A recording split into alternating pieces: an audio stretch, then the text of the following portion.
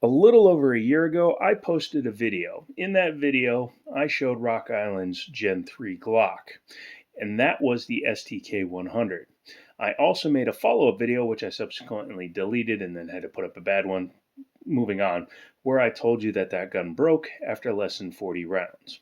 Today, 2023, you and I are going to take a look at what could be the redemption of the Rock Island STK 100. So that is what we have here, chambered in 9mm. As you can see, it is clear. Drop the magazine, drop the slide. And this is one of the only, correct me if I'm wrong in the comments, one of the only complete builds from a manufacturer where you have an alloy frame Glock clone or homage. We'll say homage. And that actually, a little bit of a side, takes me to the previous video or short where I said most copied guns in the world. Nobody actually copies a Glock. They use all of the internal systems and the trigger systems, but they don't copy the body. 1911s look like 1911s. Berettas look like Berettas. All the other guns that I mentioned in that video look like what they actually started life as. A Glock has a trademark on their design, and nobody else is allowed to copy it exactly. So, no, it's not the most copied gun in the world. It's a most homaged gun in the world. So anyways, let's get back to this. This guy came from Middletown Firearms, Middletown, Virginia. Make sure to check them out. And as you can see, this is not a Glock 19 clone. I'll just call them clones from now on. This is actually a Glock 17 clone. Again, making it a little bit different because I think Shadow Systems is the only other company that's making a full size, because I believe the daggers are all 19 size. Aluminum frame, steel slide, which makes it very similar to my, wow, my hands are very weak today, Timber 1911 Arctic lightweight. So this has an aluminum frame and a steel slide. And believe it or not, this weighs more. That's fine. Chambered in 9mm, comes with two 17-round mags right out of the box. As you can see, these are KCIs, however, they very closely follow Glock construction, so they have metal inserts, which does put them ahead of PMAG in my opinion. I'll have to take them to the range and really decide how they work. Inside the box, you do get your fire certificate and inspection certificate. This is not for tracking the firearm unless a federal subpoena goes to Rock Island, or more specifically Arms Corps. This is just shows that they shot it. Underneath there, you get your manuals and your gun lock. In fact, we'll just kind of do that. Taking a look at the firearm itself, this is a handsome firearm. It really is. Now, I had to fix a couple of things on it, specifically the front and the back strap. So I used some Talon tape, not carbide, actually just Talon tape, but you heat it up and it molds really nicely to cover those really crappy cut lines they put in the aluminium, or the aluminum if you are British. And I wanted to hide those because I don't think they look good on the gun. The side panels I'm fine with, and I think it looks much better that way. Integrated beaver tail, 1911-esque 17-degree grip angle on it. No finger grooves, and it has the kind of insinuation of a trigger guard undercut because it does come up fine, but then it comes down a little bit, little Steyr-esque, into the pick rail up front, 1913 style, not Glock accessory. The biggest piece of news for the Rock Island STK, or the biggest thing with the STK, is that for under $500, you get a custom slide. Now, I've built some rival ARM Gen 3, Gen 4 guns where they have the same cuts, windows, all that stuff, and an optics plate. But Rock Island is giving it to you right out of the box. Standard rear plate, nice serrated rear sight, wow, brain, and a Glock style front blade, single white dot, which is fine for me. I prefer that for faster acquisition. However, I would probably swap that out for a fiber optic. The plate is cut for the Viper Venom, the Vortex Venom, and you will need plates if you want other optics, because you can see, even though the bolts are back here, it is quite a shallow cut here, so you have to get that optic specifically or wait for the plates. And I don't even know if they make the plates yet. Rear and front slide serrations, pretty easy to grab. You can easily do that. and it has a steel guide rod, as evidenced by that big shiny bit up front. Now, a bit of a third aside, let's talk about my previous gun. Like I said, about a year ago, I had this gun when it first came out, a little over a year ago. I think 2022 SHOT Show is when I acquired it. And I put less than a box of ammunition in it before the extractor broke, and I believe it cracked the slide internally. Because Rock Island asked for the gun back. They had the gun for nearly 4 months, and then instead of repairing it or allowing me to replace just the extractor, they sent me a new gun. During that time, I had actually just traded it on futures towards a gun at Liberty Arms, another place that I help out, so make sure to check them out as well.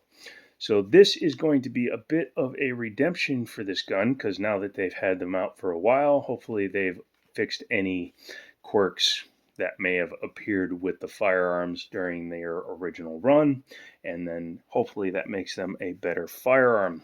Let's talk about certain things I like on this gun, additional to the cuts. And one thing I really like is the extended slide lock slide release. You can buy that. They're cheap, but it's there from the factory, so it's very easy to hit and drop the slide. I like that. Has the standard style Glock extractor. In fact, I have the Wilson Combat. It was either Wilson or a Zev that I bought that I'll probably change out just because I like the aesthetics, and we'll see after I put about 200 rounds through it and make sure the gun holds up. But yeah, we'll see about doing that. I do like this trigger better than a standard Glock because you can see it is quite wide. But the other thing I like is that this trigger safety actually recedes completely into the body of the trigger shoe, and it is a metal. Nope, excuse me, polymer. I thought it was metal. No, it is. It's aluminum with a coating on it. Pardon me. The whole gun's Parkerized. And as you can see, when you pull it back, it recesses the trigger safety all the way in so you don't get that pokey feeling in your finger. Has a standard Gen 3 style Glock mag release, so it is not reversible, but it is because of the design of this frame sitting a little bit proud, and the magazines are drop free. A little bit of a flare down here at the base of the magwell, and not much in the way of a beveling, but there is enough material that if you really need to, you could probably come in there with a nice file and give it a nice bevel. However, mags seem to insert just fine. Again, 17 round capacity, very nice. I like the integrated beaver tail. Helps prevent slide bite if you happen to have generous sized hands. My hands are average for someone of 917 millimeters tall, and I'm not going to do the math, you do it. Anywho, the side panels are a diamond cut, so you can see what happens is when they cut the frame, they actually leave this material and then they diamond cut it. It's not a additional cut, and I am actually covering the screw holes because this gun, kind of like Kel-Tec, is a screwed together two-piece frame. Is that a bad thing? Not 100% necessarily. I mean, they finish it off when it's done, and quite frankly, a frame is not the most integral part of the gun, unlike other guns. Like some of these can crack over time. That's why this one is cut where the slide lock slide release goes through. However, this gun is designed to contain everything up here 100%, well, 90%. So it is designed to be stiffer up there, so this isn't as important. It does have pins for the trigger itself, or the trigger group, so even though the frame comes apart, it does use push or roll pins. Actually, just come on, brain. Stuff. Yeah, for the holding it together. One thing I intend to do with this gun is I do intend to, if it proves to be functional, is add a threaded barrel, probably a silver one, possibly a gold one, maybe a rainbow color one, because I do have my Osprey 9mm suppressor, and this would make a good host because it's squared in design just like my Osprey suppressor. I really like the way it feels in the hand, and the Talon tape I added changes my feel of the grip completely because that ain't going nowhere. Don't do that, by the way. The slide cuts do allow for heat dissipation. However, unless you are machine gunning or rapid firing one finger, you're never going to get this gun that hot. Aluminum bodies can get a little bit warm if they're left out in the sun as compared to a steel gun, but I am used to that because I do run other aluminum frame firearms, including my Beretta and that gun. So let's talk about the trigger. Okay, now that we've cleared it a couple of times, has 5.5 pound on mine, so 5 pounds 8 ounces ish, and a decent break. It's a Glock trigger. There are better triggers out there. I'd have to double check the interchangeability. However, it's not bad. It kind of stops right there. A little bit of take up. A lot less than a standard Glock, I'll tell you that. So kind of comes back and then breaks. Not bad. Reset is right back to the brake. It's a little forceful coming out, so it feels like it's spring assisted, but that could also just be my nerve damage.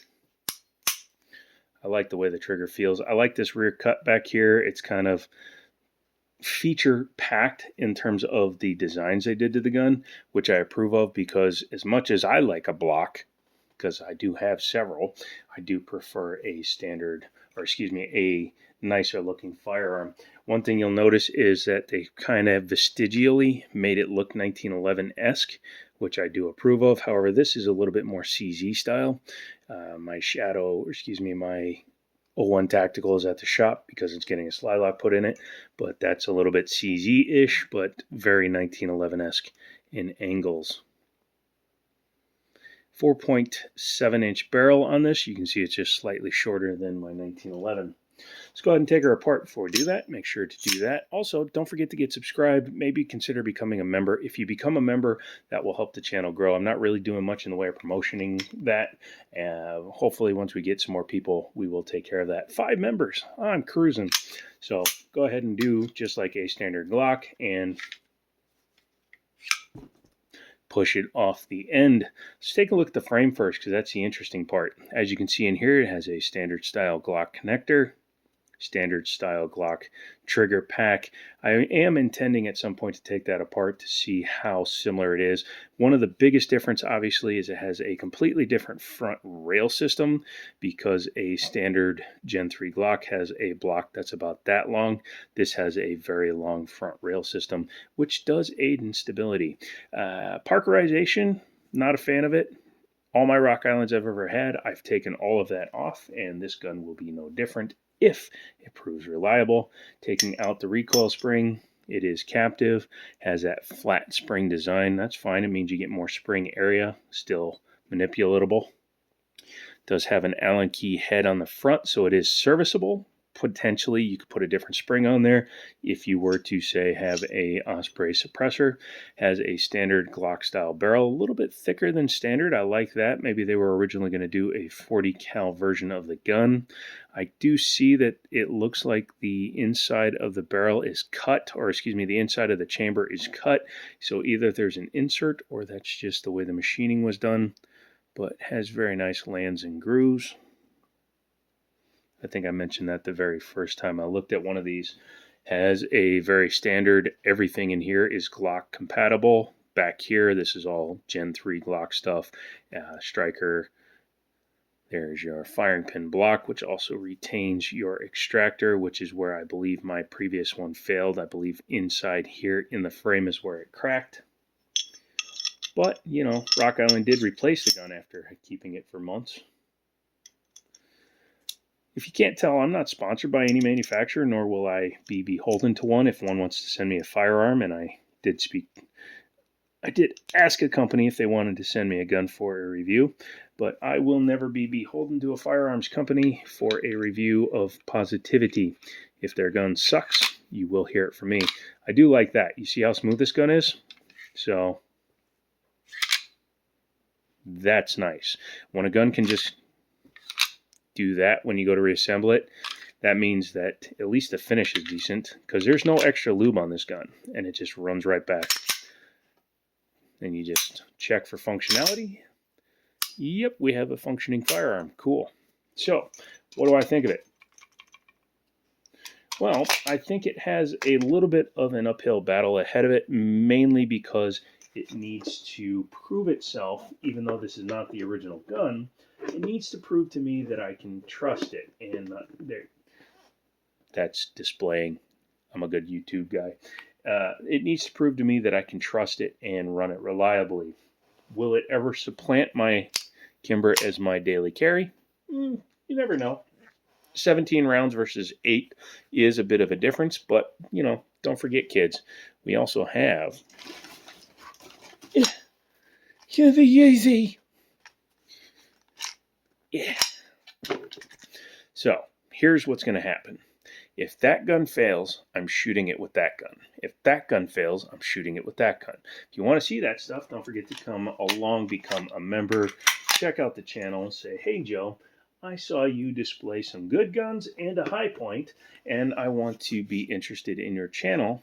And let me know down below by commenting 3 of a kind to let me know that you watched the whole video. Moving forward, I hope that you guys keep coming along, become members, all that good stuff. Use my Amazon affiliate links, like I always say. Come back for more. Hey, you like the tattoo? I didn't notice. It kind of looks like an AK underfolder. We may have to do something about that, but I'm working on this side this weekend, so hopefully next time you see me, this will all be done too. Anyways, come back for that. I love you guys. It's very late. I'm going to bed. And as always, I'll babble to you later.